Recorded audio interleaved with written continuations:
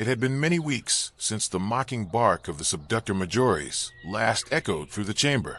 Her laughter, sharp and dismissive, still haunted his thoughts, a bitter reminder of his fractured state. There was no fault in her scorn.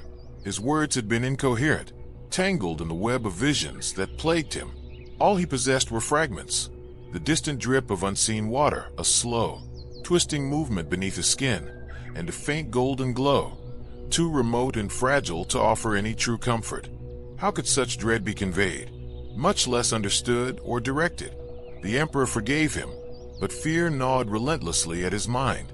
Despite the stimulants flooding his veins and every forced waking hour imposed upon him, his strength continued to wane. His mind frayed at the edges, teetering on the brink of collapse. He felt it drawing nearer, the darkness that came with the visions. Perhaps, if they allowed him rest, he could unravel the meaning of what he had seen. But sleep was a cruel master, bringing nightmares that nearly broke him. Just another phantom from the cicatrix male dictum, the Subductor had said with cold contempt. Yet why did she not see what he had witnessed? Or had she? Only to choose silence out of fear? He believed the latter, and if that was true, then she was right to fear. All of them were. Something brushed against his thoughts now, subtle, almost imperceptible, but undeniably present. An alien presence, slick and inquisitive, stirring in the depths of his mind. The darkness no longer waited behind closed doors. It rose before him even in waking hours, coalescing into a storm of shadows that surged like oceans of ink. He saw the minds of distant worlds flickering out, each a dying flame, snuffed one by one. Some burned fiercely at the end, fighting with desperate defiance, but all fell eventually.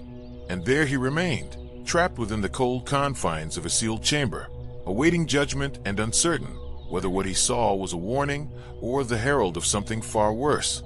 In the depths of his despair, he found himself hoping his captors would soon tire of him. The cicatrix male dictum has torn the galaxy asunder. In its wake, half the Imperium lies adrift in darkness, cut off from the Emperor's light.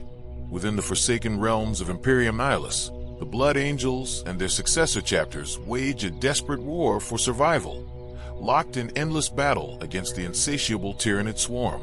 The Red Scar, a scarlet-tinged expanse of irradiated systems and nebulae, became the path of invasion.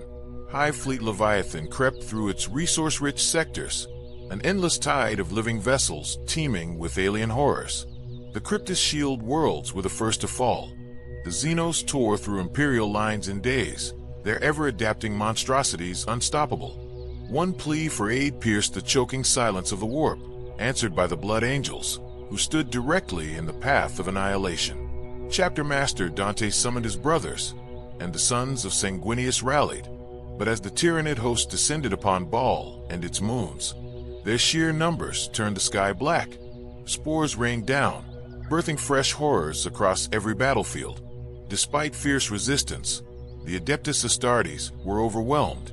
Their dead could not be replaced, but the Tyranids replenished themselves endlessly. Just as defeat loomed, the Great Rift erupted, engulfing the system in a maelstrom of warp energy. In a cruel twist, the storm shattered the Hive Fleet, halting their advance. Yet what once seemed salvation brought new horrors.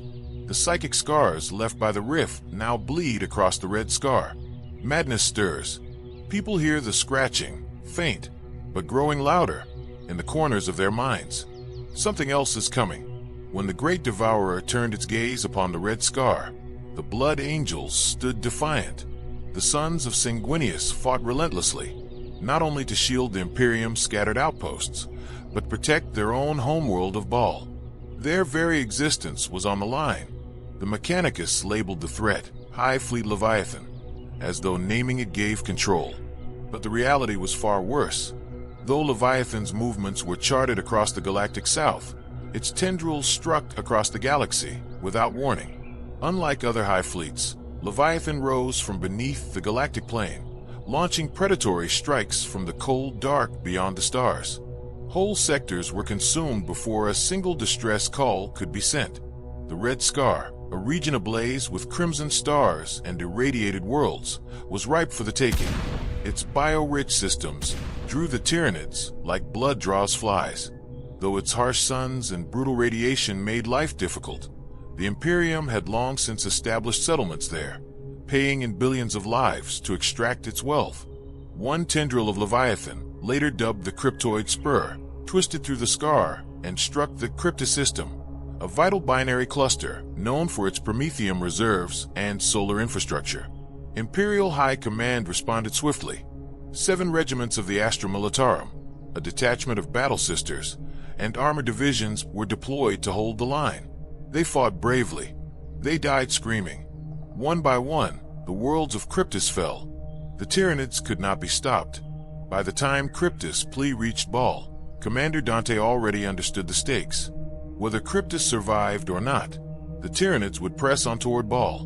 But if enough of the swarm could be destroyed there, perhaps the chapter's homeworld might endure. The Blood Angels struck hard, driving back the Xenos with relentless fury. But the endless Tyranid waves threatened to overwhelm them. Then something unexpected occurred. The ancient Necrons, long dormant in orbit around Cryptus' twin suns, awakened. An uneasy alliance was forged. With Necron aid, the Tyranids were purged from the system, but at a heavy cost. The surviving Blood Angels withdrew, racing back to Baal. Dante issued a desperate call to all successor chapters. Nearly all responded. Baal was turned into a war fortress, its defenses manned not only by space marines, but by armed tribespeople and system militias. Every soul prepared for the coming storm. Then Leviathan arrived. Its bioships darkened the skies, blotting out the crimson hue of the Red Scar. The swarm descended in force, a tide of claws and carapace, falling upon Baal in a flood. Alien spores choked the atmosphere, and caustic rain seared the ground. The final battle had begun. The Blood Angels' defenses collapsed, one by one, under weeks of brutal combat. Tyranid forces adapted rapidly, sacrificing thousands of beasts without hesitation to overwhelm strongpoints. Each breach brought a fresh wave of horrors, slamming into the Space Marines' gunlines without pause. Then the galaxy changed forever. The Great Rift tore reality apart, splitting the Imperium in two. Warp storms swept across the stars, and Baal was caught in the tempest. Amid the chaos, the Tyranid Hive Fleet in orbit vanished, ripped away or scattered by the cataclysm. On the surface, however, the war was far from over. Swarms of Tyranids remained, cut off from the hive mind but no less deadly. Stripped of coordination, they became feral, more instinct-driven, but no less violent. Sensing opportunity, the Blood Angels struck back. But the Xenos didn't retreat. They fought with even greater savagery, as if driven by sheer hunger. The chapter stood on the edge of annihilation. The hive ships were gone, but the system still crawled with enemies. Baal was only one battlefield in a wider inferno. Warzone Baal stretched across the Red Scar and beyond, every system plagued by Tyranid infestation. Yet Commander Dante stood resolute. Our light will not die beneath this shadow. These abominations will not triumph. I swear this, to all who bear the blood of Sanguinius, we shall shatter their swarms. Their end has come. Commander Dante, Lord of the angelic host, the Blood Angels stood on the brink of annihilation. Surrounded by Tyranids on Baal's scorched surface, they fought with every weapon at hand, bolters, blades, fists, even their bare strength when steel failed. They battled not just for survival, but for the very soul of their home system. Baal's citizens fought alongside them. They knew no surrender would be offered, and none would be given. In their eyes, this was the end, and they met it with defiance. Then came the storm. The Great Rift's eruption shattered the stars, but in that cataclysm came an unexpected salvation. Warp storms surged through the void, obliterating the Tyranid Hive ships that had encircled Baal. The skies cleared, and from the rift came a figure long thought lost, bearing dire news and long-awaited reinforcements. The war was not yet over, but the tide had turned. From the chaos of the warp, salvation arrived. A new fleet emerged from the storm, bearing imperial codes traced to Terra, though their time signatures were too corrupted to pinpoint their origin. These were vessels of the Indomitus Crusade, dispatched by Robot Gilliman to reclaim mankind's crumbling dominion. What they found on Baal was grim. The Blood Angels' lines were collapsing beneath unending Tyranid assaults. Without delay, The fleet unleashed withering macro-cannon fire to slow the Xenos, then deployed swarms of gunships and drop pods. Outpoured the Primera Space Marines, warriors engineered by Guilliman himself, clad in the colors of the Blood Angels, Flesh Tearers, and other Sanguinian successors. They struck with fury. Their arrival reinvigorated the defenders, who surged forward once more, cutting down the alien tide in brutal close quarters. After days of relentless fighting, the combined Imperial forces pushed the Tyranids back across half the planet. For the first time since the siege began, the Blood Angels had breathing room. Commander Dante and the chapter masters convened to formally receive the reinforcements, and with them, the arcane technologies needed to produce more Primaris warriors. Only Gabriel Seth of the Flesh Tearers voiced unease about this gift. Yet even he could not deny the valor of those new warriors, who now bore his chapter's colors. Guilliman brought grim news. He spoke of the Great Rift and the darkness now smothering half the Imperium. To many chapter masters, the sight of the Primarch himself, thought long lost to legend, was as staggering as his message. In the end, he bestowed a heavy honor. Dante was named Regent of Imperium Nihilus, the guardian of a realm severed from Terra's light. Though Baal and its moon still crawled with Tyranid remnants, Guilliman's forces could not linger. Greater fires burned across the galaxy. The Blood Angels, however, now rallied with new strength and purpose. With the hive mind's grip broken, Dante and his allies launched a counteroffensive, determined to reclaim their home. Weeks of brutal cleansing followed. The deserts of Baal, already soaked in blood, became swamps of gore and ichor. Tyranid corpses mounted into grotesque hills. Amid the slaughter, the strength of the Primera Space Marines was undeniable. More were swiftly inducted, including many tribesmen who had fought valiantly in the defense of their world. Even Mephiston, the Blood Angel's enigmatic chief librarian, crossed the Rubicon Primaris, emerging reborn into this new age of war. In time, the last major swarms were destroyed, but few believed Baal truly free of the Xenos. Spores slumbered beneath the sand. Isolated creatures surely lurked in caves and crevices.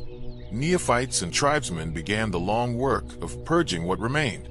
As for Dante, the battlefield quieted, but the burden of his new title had only begun to weigh upon him. The Blood Angels and their successor chapters had suffered devastating losses. Despite the arrival of Primaris reinforcements, no chapter on Baal was at full strength. Many had lost centuries-old veterans, irreplaceable war gear, and even several chapter masters.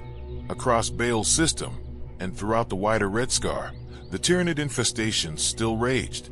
The fate of the Hive Fleet's vanished bioships remained a mystery, but Dante's blood-weeping astropaths confirmed no similar disappearances elsewhere.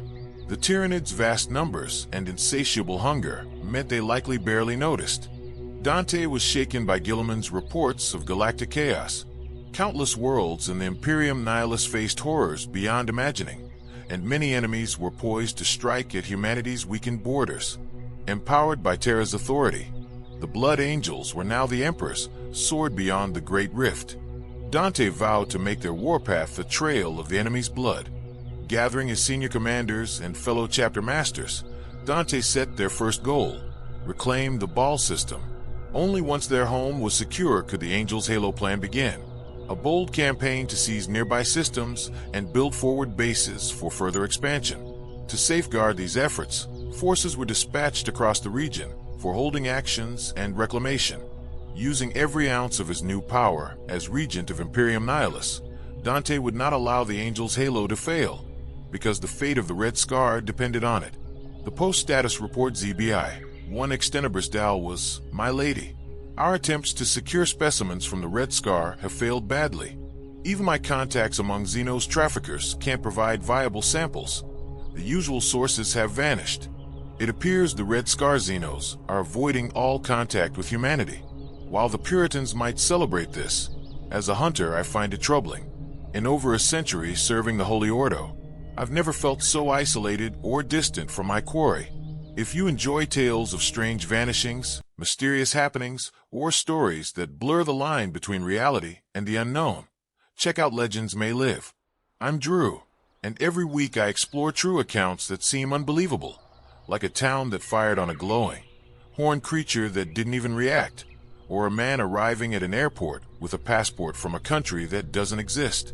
Find Legends may live on your favorite podcast platform and dive into the eerie and unexplained. Augmatics observed countless targets. My fevered mind now sees us as exposed and vulnerable mortals. Rover Targ, Reclamation Alpha, Order Zenus, Transmission Origin Unknown. The Shadow Wars Baal region writhed under the Tyranid invasion, its thousands of worlds being devoured one by one. Each planet was isolated by the hive mind's crushing psychic grip, driving local psychers mad. The Tyranid spread relentlessly through the thriving Red Scar systems, and even to its distant edges. Their advance was marked by an invisible psychic haze, the dreaded shadow in the warp, that silenced calls for aid and paralyzed defenders. No corner of the region was untouched. Astropaths went mad trying to relay even the simplest messages. When the Great Rift tore through reality during this terror, many in the Red Scar hoped the galaxy itself was fighting back against the Tyranids' unnatural psychic corruption. Across the Red Scar, the Imperium mounted a fierce resistance against the Tyranid onslaught.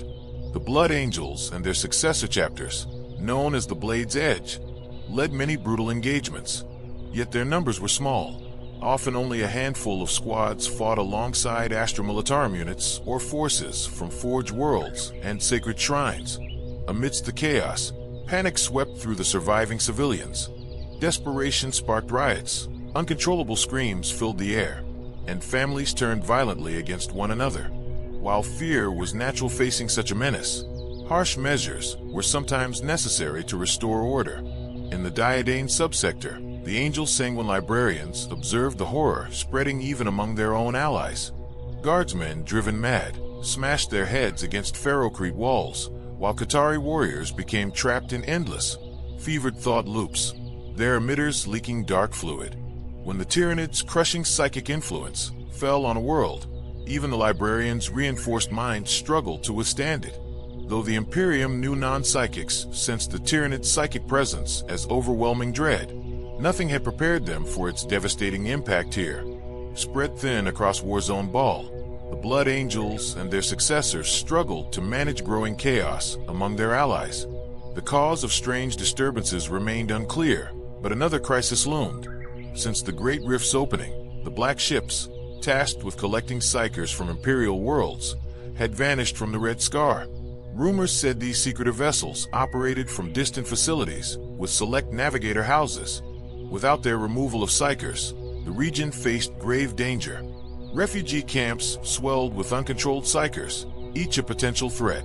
The Blood Angels librarians took up the burden of monitoring these individuals, testing their minds for weaknesses despite being pulled away from frontline duties.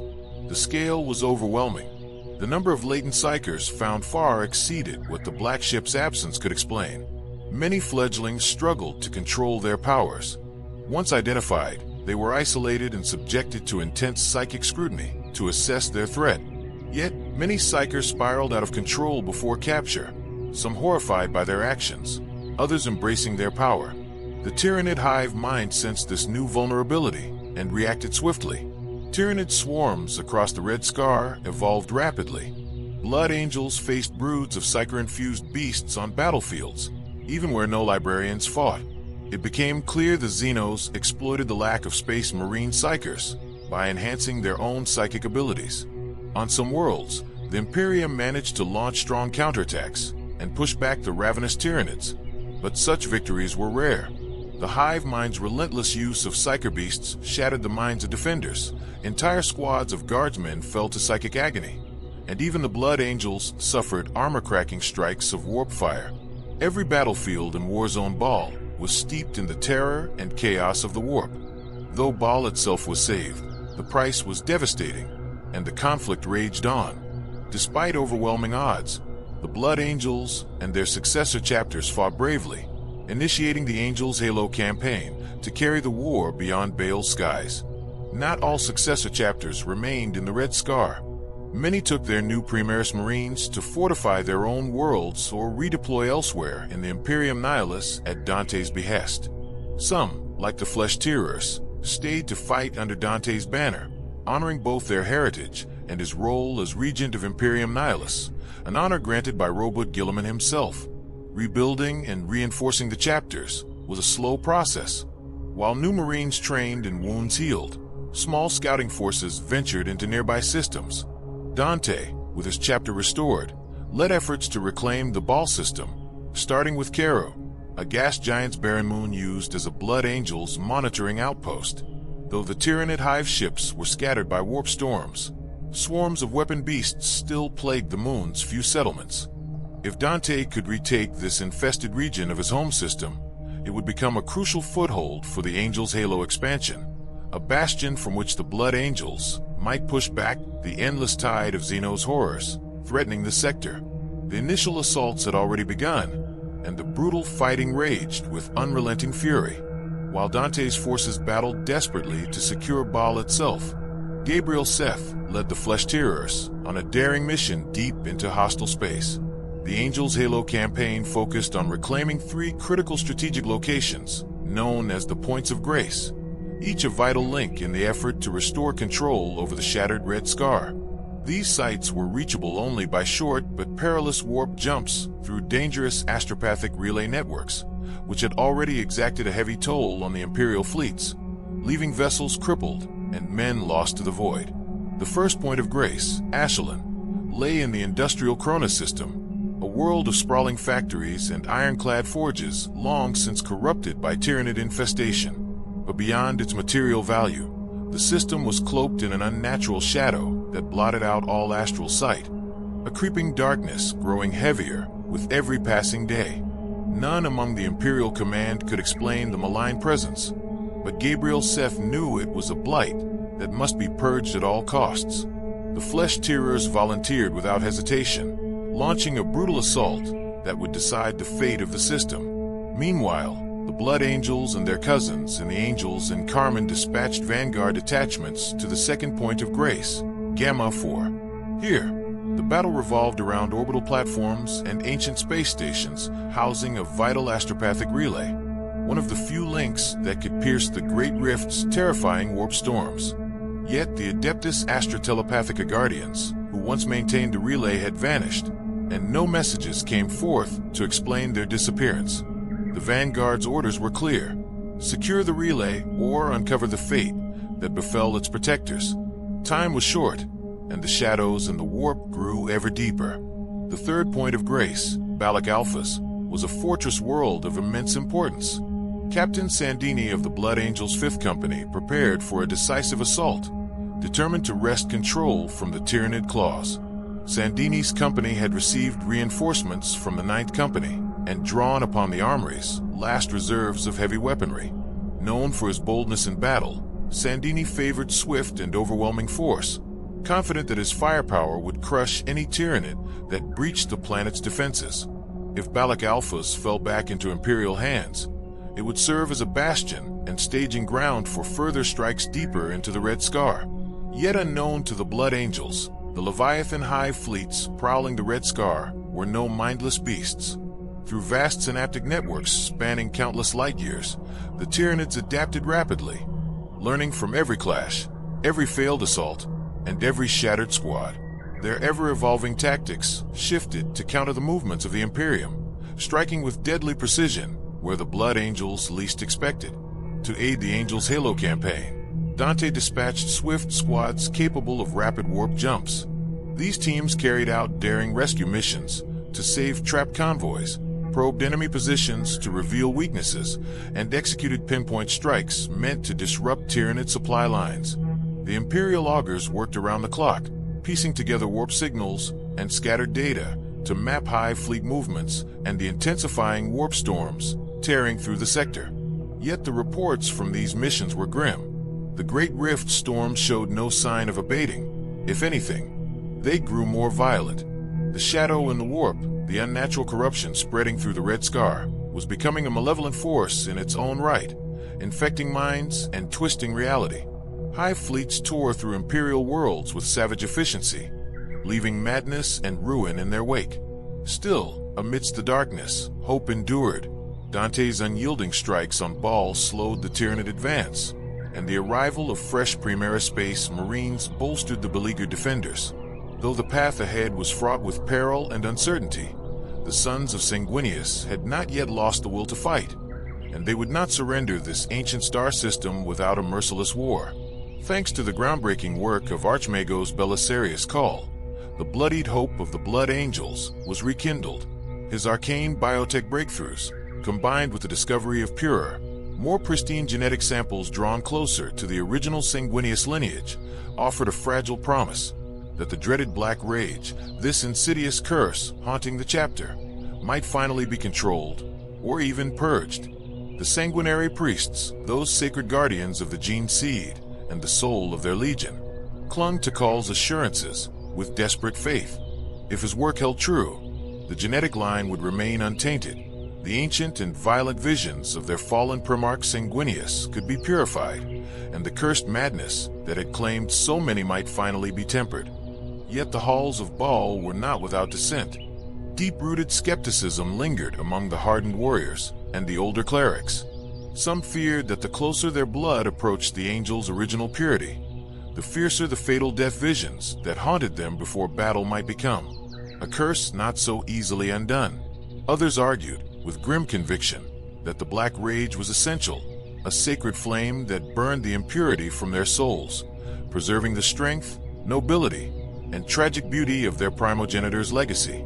To deny the curse was to deny the very essence of the Blood Angels' identity. Despite the debates, the newly inducted Primaris Blood Angels and their successor chapters, whether surviving veterans newly elevated or fresh creations forged in Call's labs, had proved their worth beyond question. These warriors were stronger, faster, and more resilient than their predecessors, their hearts burning with undiminished loyalty and valor. But hope in these dark times was a double-edged sword, precious, yet dangerous.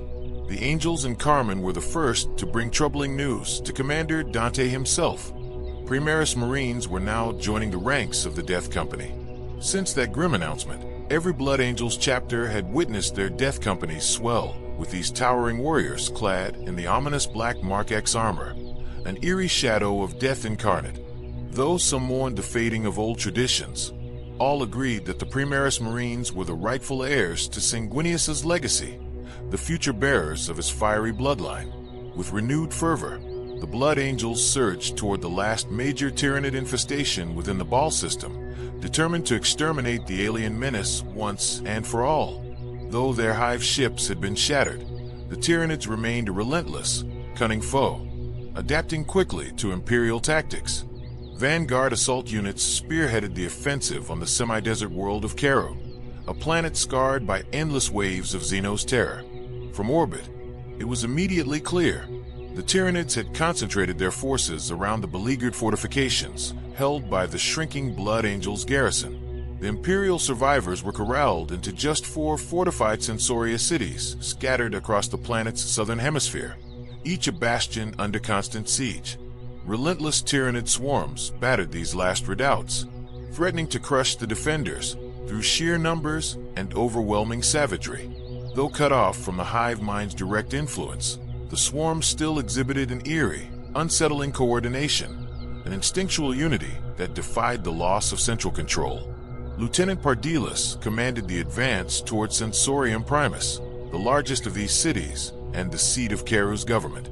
It was a city trapped beneath a towering cliff that shielded its sensitive sensor arrays from the rogue Voxgeist signals that plagued the southern approach. But that same natural barrier also sealed off any hope of retreat in that direction, turning the city into a desperate cage. When the Tyranids had first invaded Cairo, the defenders had succumbed quickly to madness and the alien bioweapons unleashed against them. Yet the Blood Angels who had arrived during Baal's fortification had held the line fiercely for months, their resolve unbroken even as supplies dwindled.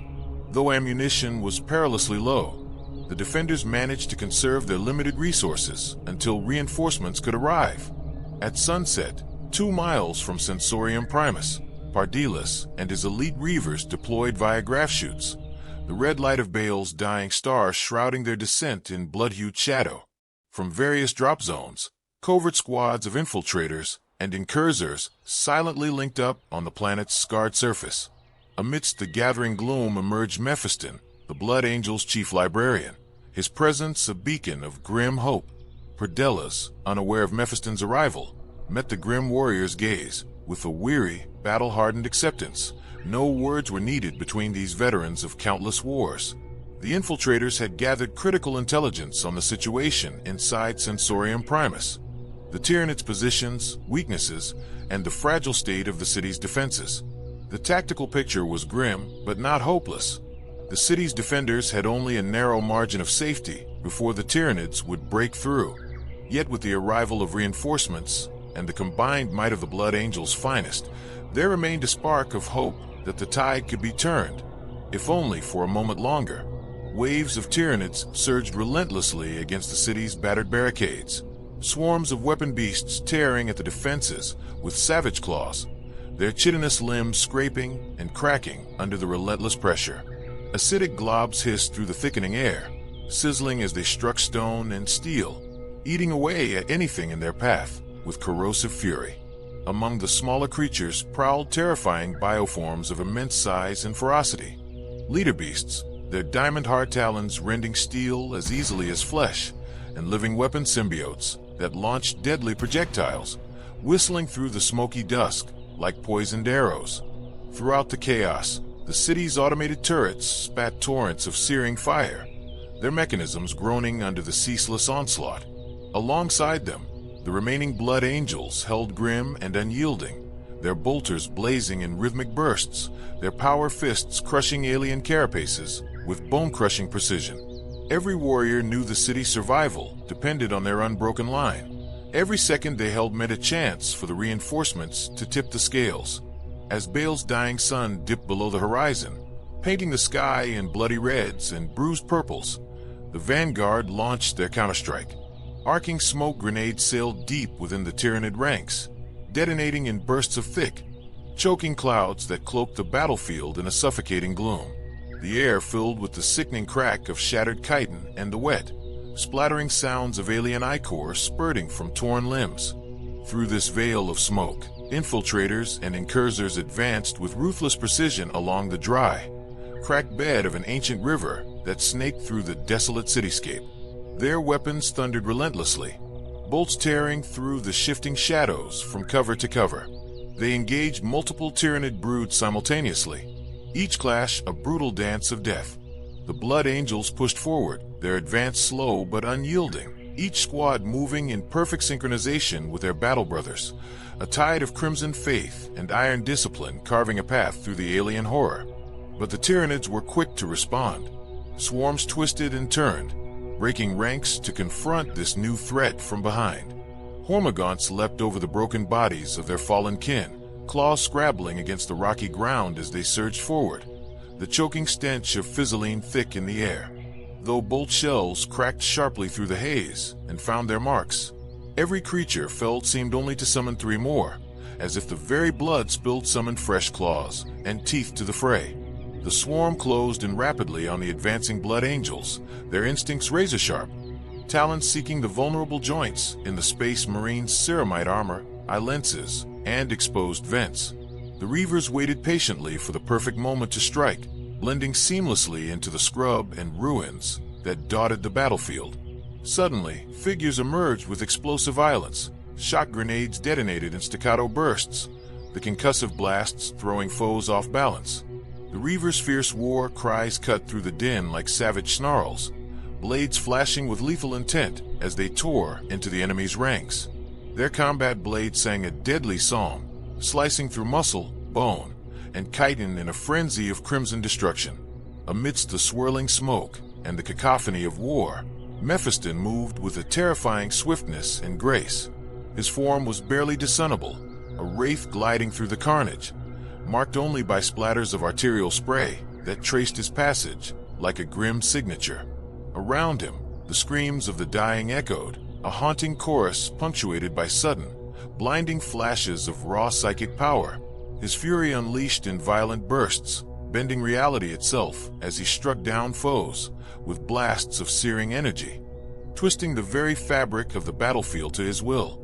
In that swirling maelstrom of death and fire, Mephiston was a grim angel of vengeance, an unstoppable force carving a path through the darkness to deliver hope amid the blood-soaked ruins of Keru.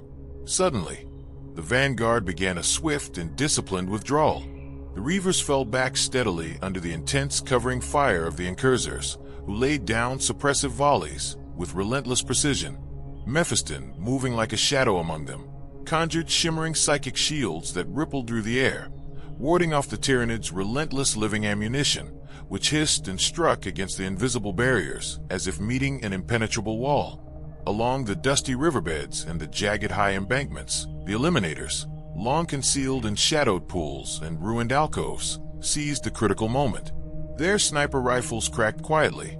Each shot a deadly whisper as they picked off high-priority targets with lethal efficiency, removing key leaders and brood commanders from the enemy ranks. The alien horde surged forward with feral, primal fury, driven by instinct but still subtly directed by the commanding influence of their monstrous leaders. As the main swarm blindly chased the retreating Blood Angels, potent impulses radiated from the towering leader beasts, directing their forces like living generals.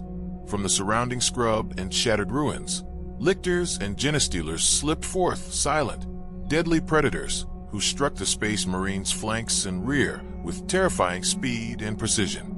Razor-sharp claws and talons shredded through the ceramite plating of the Mark X armor, carving a brutal and bloody path through the defenders' ranks.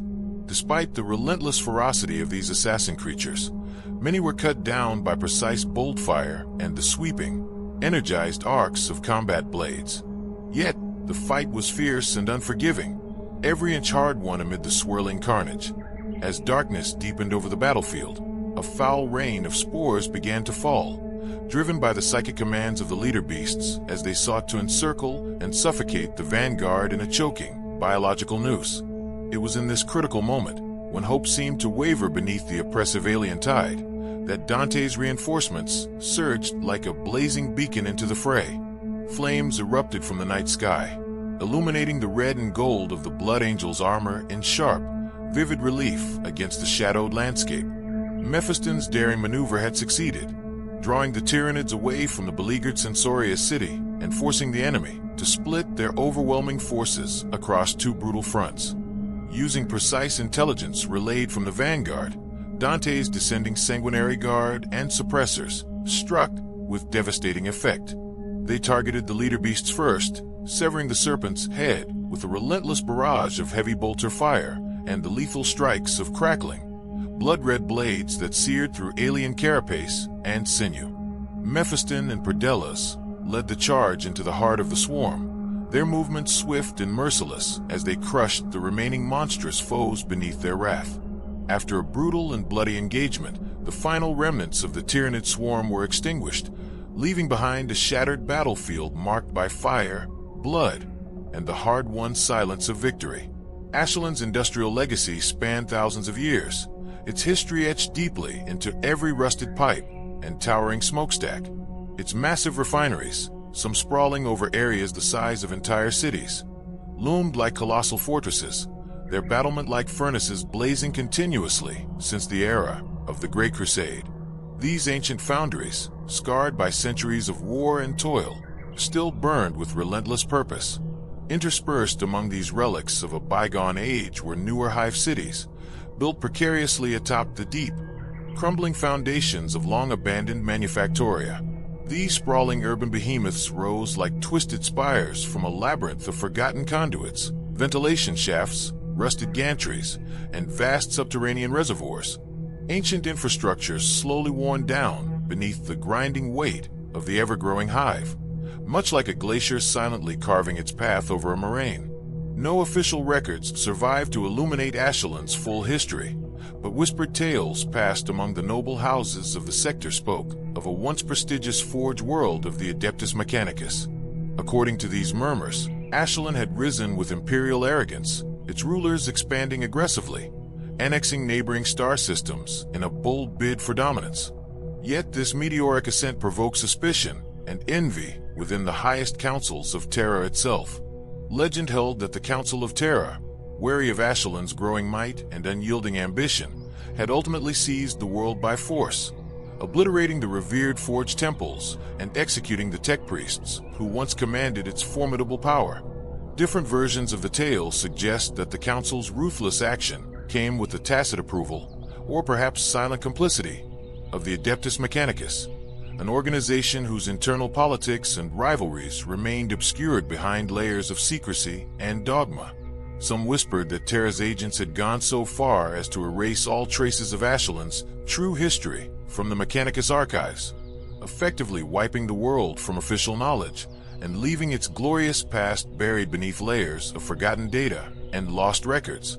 Such court intrigue and scandalous gossip provided endless amusement for the idle and powerful, filtering down through the strata of society until even some grubbers in criminal gangs repeated the tale like a dark legend.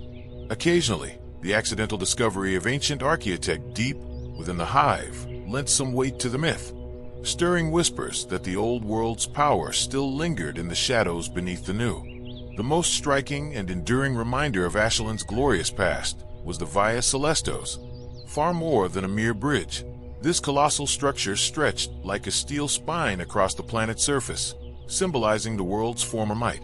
It linked the capital's sprawling refinery complex, an endless maze of furnaces and factories, to the vast equatorial vat farms many miles to the south. Even now, its towering arches and rusted girders stood defiant against time and neglect, a monument to an empire long fallen but never forgotten. An astonishing feat of long-lost engineering, the Via Celestos soared nearly half a mile above Ashelin's vast and polluted industrial expanse.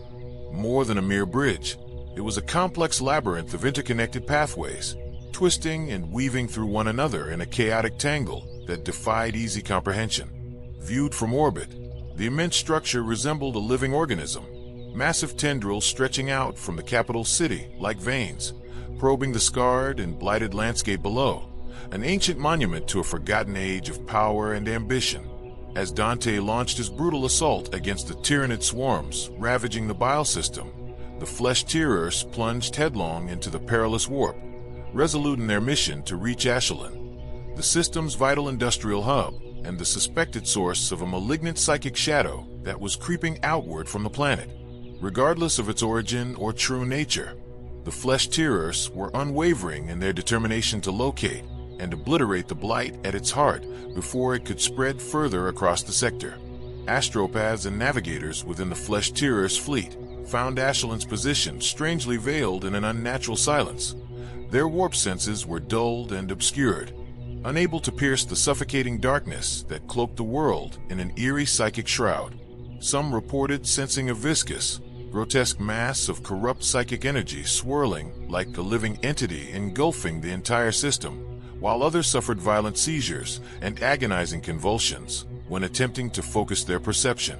Navigators, desperate to avoid disaster, dared only to guide the fleet to the system's outermost orbit, describing the experience as drifting down an endless, fetid black gullet that threatened to swallow them whole. Upon approaching the planet, librarian Jared pinpointed the source of the spreading psychic corruption, a colossal refinery complex nestled deep within Ashelin's northern polar region. Access to the site was limited to a single massive structure, the Via Celestos, which stretched out like a rusted spine across a toxic abyss half a mile below, the only means to reach the heart of the infestation. The flesh-tearers fleet passed cautiously through Ashelin's shattered orbital platforms, drifting like derelict ghosts above the planet's choking atmosphere.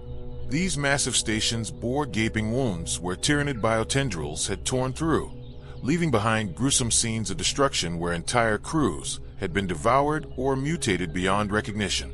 Then, without warning, the flesh-tearers encountered the enemy directly, a massive Tyranid biovessel lingering in orbit, its bloated, chitinous bulk pulsating as it continuously seeded the planet below with lethal spores and biohorrors. Lance volleys erupted from the Imperial ships, piercing through meters-thick layers of organic armor with deadly precision, while streams of bioplasma and corrosive pyroacid lashed back in a brutal retaliatory barrage. The battlefield in orbit became a violent storm of fire and flesh, a deadly prelude to the brutal ground assault that awaited below. Sep's fierce assault blazed a brutal path through Ashelin's hostile skies, clearing the way for dropships to breach the planet's toxic atmosphere. Inside the cramped holds of these craft, the mood was heavy and taut with tension. Many battle brothers wrestled with the consuming black rage, the deadly curse simmering just beneath the surface of their disciplined exterior. Every flesh-tearer felt that raw, seething fury, a tempest barely held at bay, threatening to erupt into uncontrollable violence at the slightest spark. The polar zones of Ashelon were ravaged by violent, warp-induced disturbances that tore at the very fabric of reality. These tumultuous energies buffeted the strike craft relentlessly, forcing Sepp to alter his plans and land his armored units much farther south than initially intended. This deviation denied him the swift orbital insertions that might have allowed his warriors to unleash their wrath immediately upon the enemy. Instead, heavy tanks and transports rumbled steadily along scarred, toxic ground toward the Via Celestos, a vast, towering bridge whose massive, Gothic arches loomed overhead, vanishing into noxious mists that cloaked its ancient foundations. Within the transports, squads of flesh-tearers fought to restrain their growing fury, the thin line of control maintained only by the stern presence of their chaplains. The heavy breathing, whispered prayers, and occasional muttered litanies barely stilled the tempest within. Yet, an eerie silence greeted them. No Tyranid broods swarmed forth from the shadowed city below. Instead, a subtle, insidious pull tugged at Sepp's instincts, a dark intuition whispering that the enemy was drawing them deeper into a carefully laid trap. His unease was brutally confirmed when the sky above the sprawling refinery suddenly darkened. From the gathering shadows, a terrifying swarm of winged monstrosities surged downward with unnatural speed and malice. The black-armored warriors of the Death Company spilled from their transports, roaring their battle cries as they charged into the descending horde. Intercessors hastily formed a defensive perimeter, bolter fire ripping into the alien aerial predators. Corrosive bioprojectiles hissed through the air, melting ceramite and burning flesh. Yet the relentless, disciplined fire from the Space Marines held the winged horrors at bay. Still, wave after wave battered the advancing column, while Auspex signals grew louder and more threatening, warning of additional enemies closing in from behind. Then came the nightmare draconic beasts, hurtling through the air with deadly speed. These monstrous creatures spewed torrents of accelerated crystalline shards, sharp and piercing enough to rend even the thickest armor. Turrets swiveled to meet the threat, engines roared as Valkyries prepared to engage, and the flesh-tearers fought desperately to respond to the multi-directional assault. Yet the strain proved too great for some. The fragile control over their inner rage snapped. With screams torn raw from their throats, scattered intercessors broke formation, charging wildly toward any Tyranid they glimpsed, unleashing havoc, but risking isolation and death. From the swirling, poisonous mists below, more Xenos rose, spiraling around the Gothic arches of the Via Celestos like living shadows. The flesh-tearers, immobilized and slowly cut apart, seemed doomed. Their fate appeared sealed beneath the gathering storm of darkness, as a new, even more ominous cloud crept up from the eastern horizon. Then, piercing through the gloom and despair, rockets streaked forth in brilliant arcs, and searing beams of energy tore shrieking Tyranids from the sky.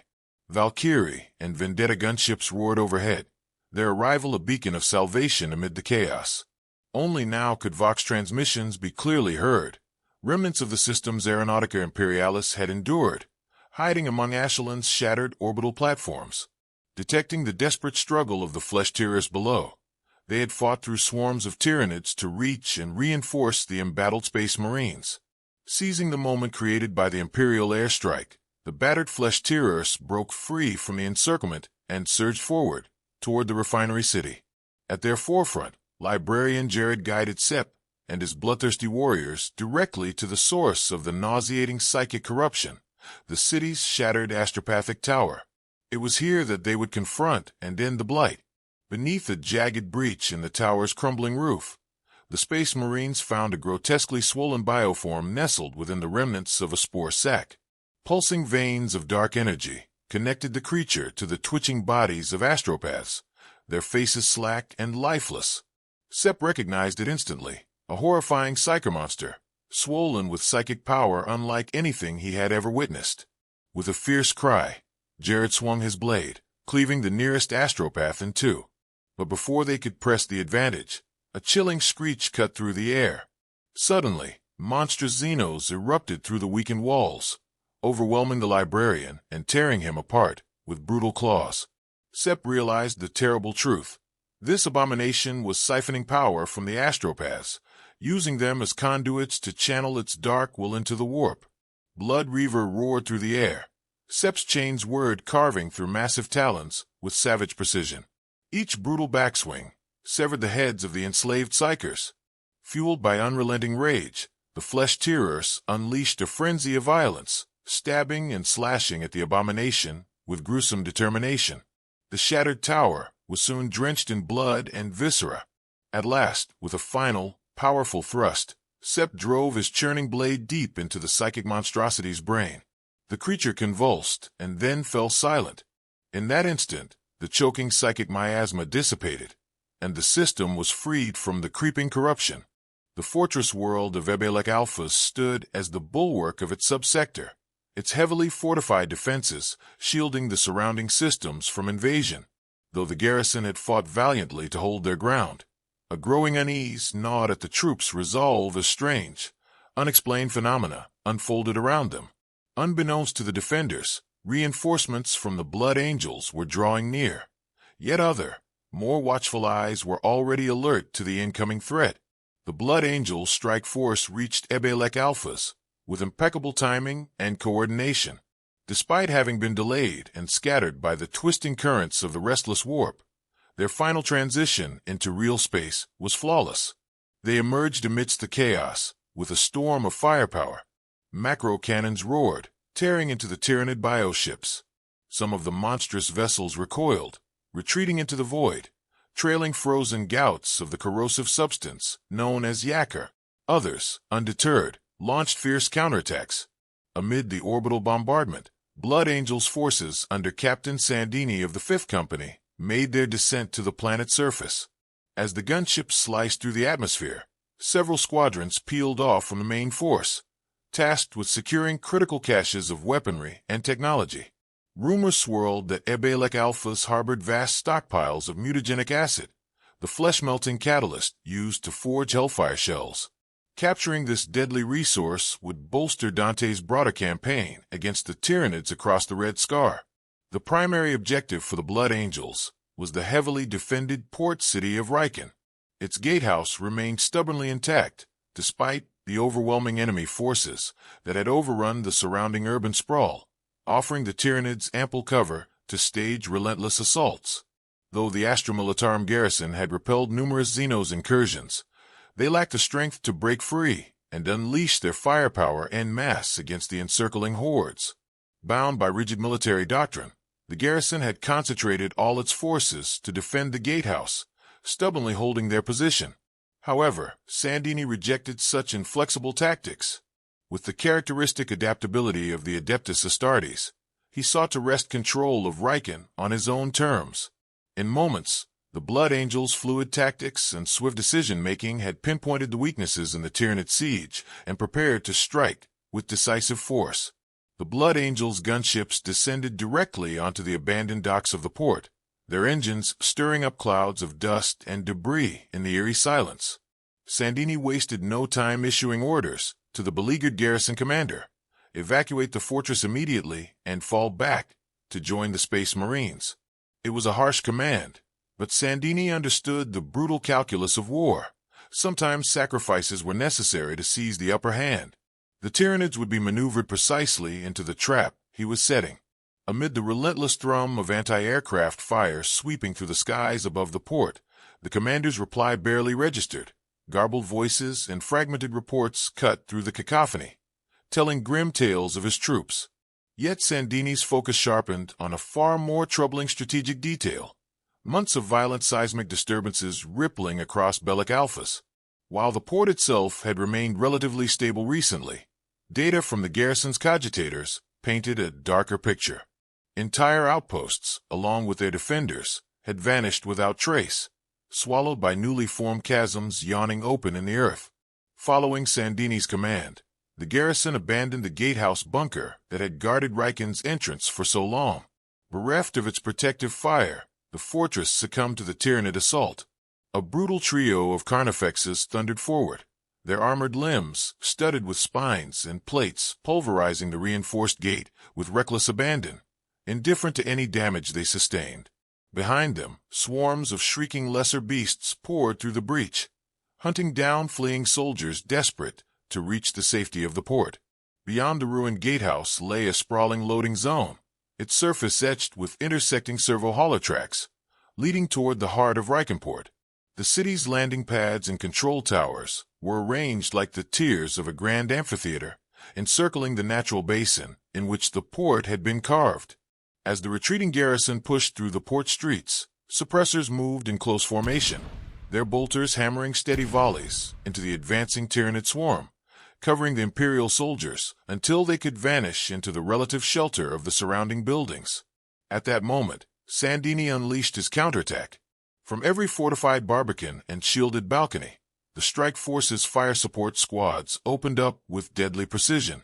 Bolter and heavy weapon fire rained down on the Xenos invaders, cutting swaths through the horde and turning the tide of the desperate engagement. The roar of battle echoed relentlessly through the natural basin of Rikenport, a chaotic symphony of overlapping detonations, the crackle of gunfire, and the screams of propellant discharges.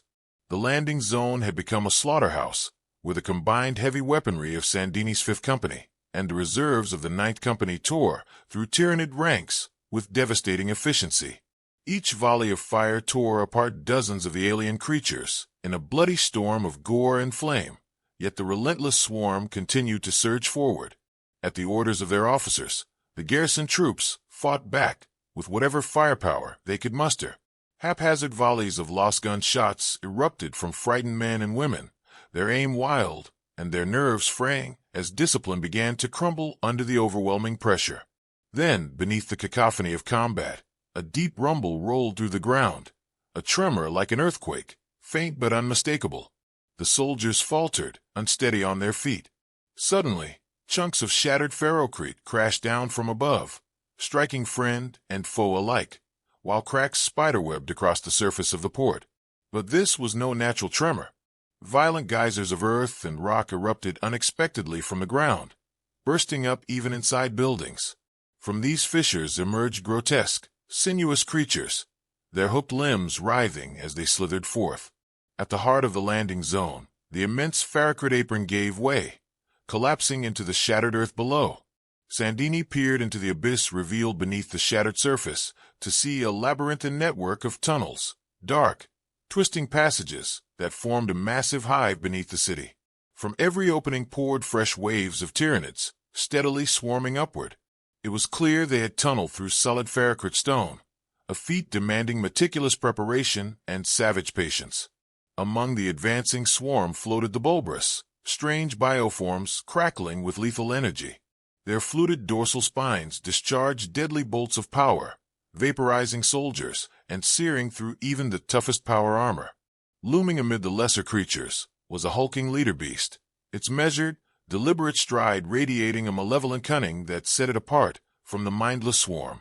With the arrival of this monstrous psycho-beast, a sinister malaise swept over the garrison. A wave of despair and confusion crashed through the troops as soldiers screamed in torment, clutching at their heads as invisible psychic claws tore at their minds. Some succumbed to madness, tearing at their own eyes or suddenly turning on their comrades in savage fits of violence. The worst horrors, it seemed, were still to come. On the blood-soaked ground of Rikenport, the Blood Angels were being forced into fragmented, close-quarters engagements. The once coordinated companies had splintered into isolated squads, each battling for survival against the tide of alien monstrosities that had breached their lines.